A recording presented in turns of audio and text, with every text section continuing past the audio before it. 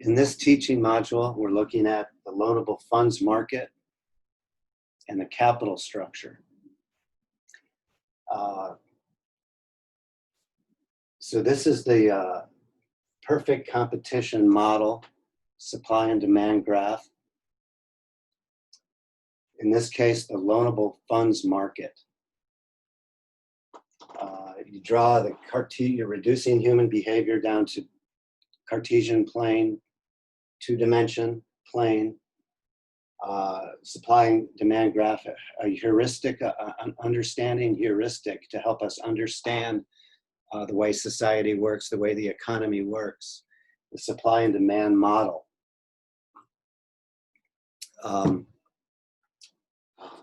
Price here, quantity here, the demand curve. Demand slopes down because you're willing to buy more when the price goes down. The supply curve is upward sloped because you're willing to sell more when the price goes up. The demand for loanable funds under capitalism, capital is the foundation, loanable funds is the foundation of capitalism under which investment occurs. Investment bringing you economic growth and increasing standards of living. So in the loanable funds market, the demanders are borrowers, entrepreneurs who want to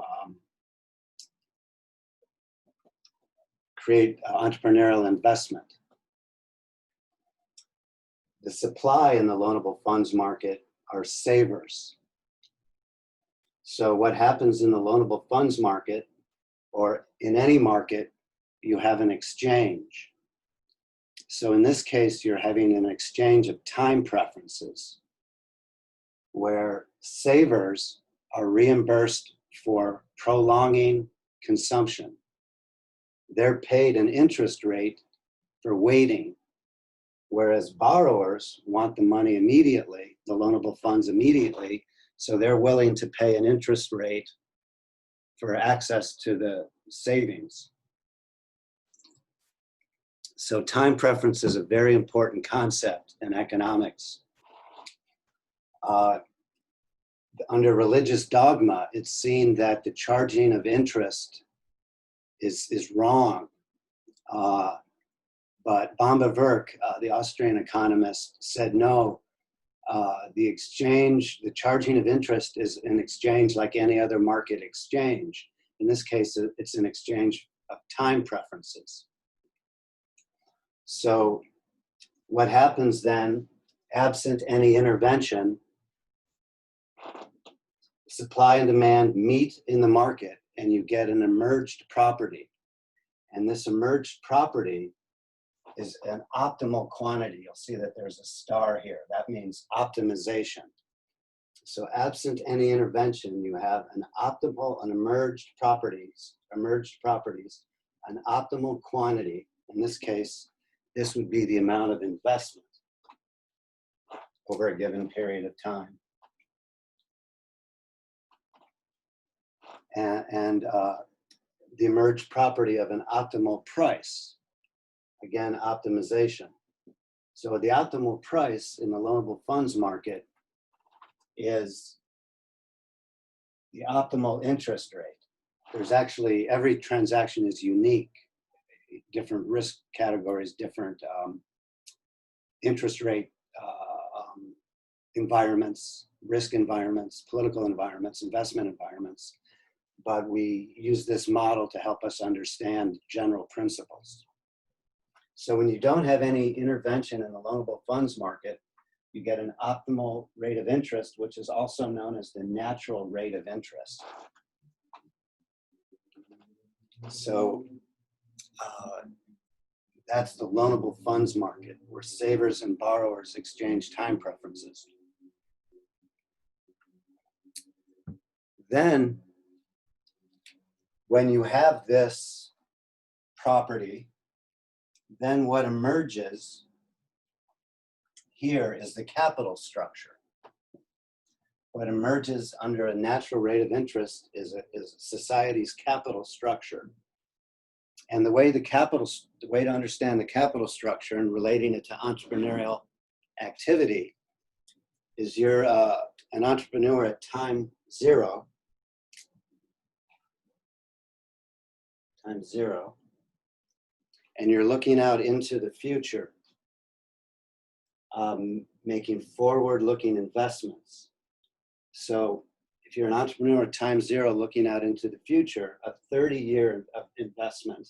So this is based on Hayek's 1932 Prices in Production, the concept of capital structure and stages of production. So you're looking out 30 years, the longest period investment would be mining. From the French physiocrats, the original theory of value was all value comes from the land. So 30-year long-term investment, you would get a higher rate of interest with a larger variable because it's riskier out into the future. So we can also add research and development and housing as 30-year long period investments, which we'll get back to. We're going to use an example from the Great Recession.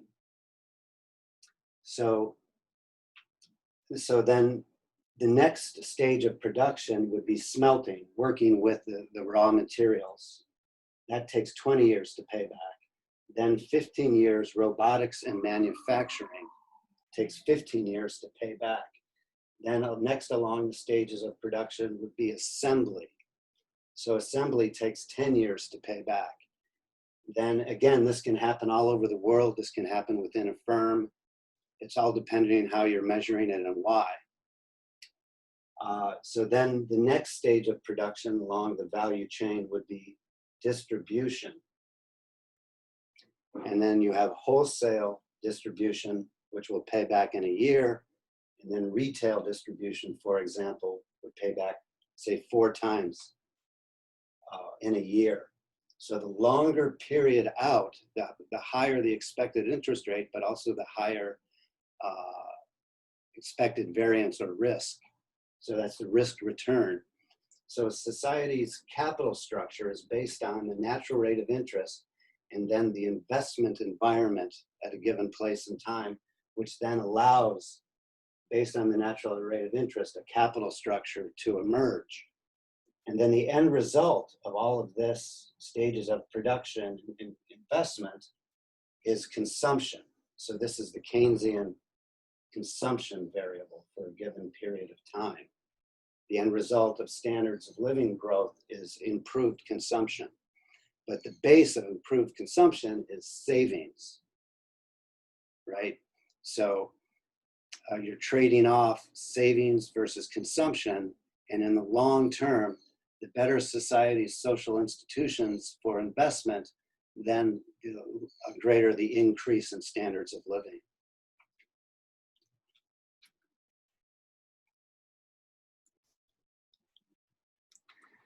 Now we're going to give an example of Hayek 1945, when the state intervenes into the market by manipulating the price signal.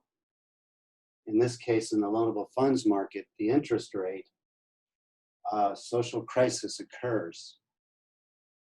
So this is an example from the Great Recession. What happened, you had the dot-com boom and bust. In 2000. In 2000, you had a stock market crash based on the bubble of the original dot-com. So with that dot-com bust, the central bank, the Federal Reserve Bank, intervenes into the economy by lowering the natural rate of interest. So between 2001 and 2006, the central bank was intervening into the market, artificially lowering the interest rate to try to encourage investment. So what happened then, this is artificially changing time preferences. So entrepreneurs are being given a false price signal when the central bank intervenes with easy money. So what happens is the central bank intervenes into the loanable funds market by printing money. And so you get a shift out into the supply of money. It appears that there's more savings when in fact there's not. All it is an artificial manipulation of the price signal. So what happens then is you get a shift in the interest rate, or the interest rate is now artificially lowered. So by the Federal Reserve doing easy money during this period of time, it appears to the entrepreneur that long-term investment is now less expensive. So what happens, you had a perfect storm. At the same time, you're having the Federal Housing Administration, the FHA, and the central bank encouraging people to take out mortgages that they couldn't afford. So during this easy money period, many people were taking out housing mortgages, 30-year housing mortgages, that they would not have taken out had not the central bank been manipulating the interest rate. So what happened is, due to the artificial price manipulation in the loanable funds market, you're getting a shift out into long period investment. So you're getting this long period investment that should not have been made. And so what this does, this artificial manipulation of the price signal in the loanable funds market, creates incentives for long period investments which should not have been made. Then what happens? So the Fed starts tapering off in 2006, stopping the easy money to prevent inflation.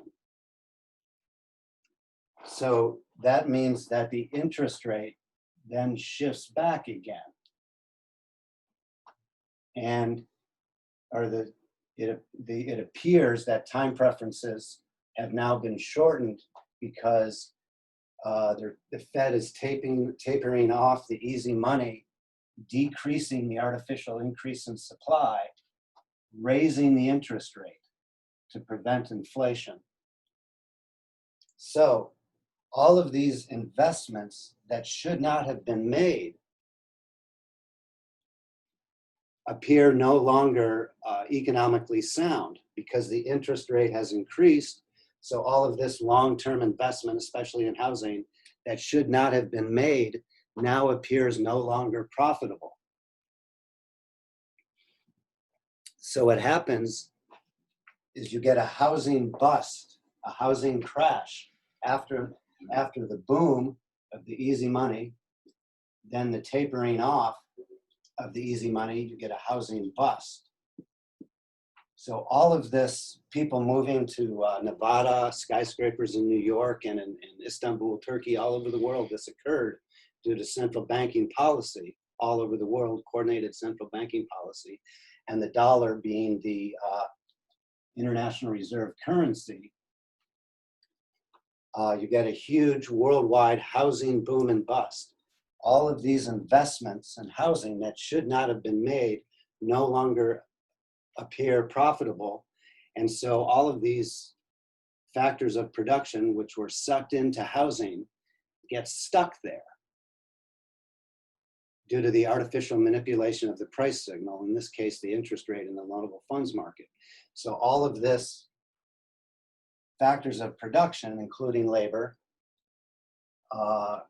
get stuck in these long-term investments that should not have been made and would not have been made had there not been artificial price manipulation by the central bank. And that's what led to the Great Recession. The fact that all of these long-term investments were stuck. And that was the greatest economic downturns since the Great Depression. But of course, as I'm doing this lecture, we're in another uncertain economic downturn based on the easy money after the housing boom and bust. And now we have the coronavirus economic lockdown. So the Great Recession, the Great Depression, the Great Recession, and the Great Lockdown are all economic crises. Not one of the contributing factors is to the artificial manipulation of the interest rate. Hayek, 1945, when you manipulate the price signal, you get social crisis. Thank you. That completes our teaching module on the loanable funds market and capital structure.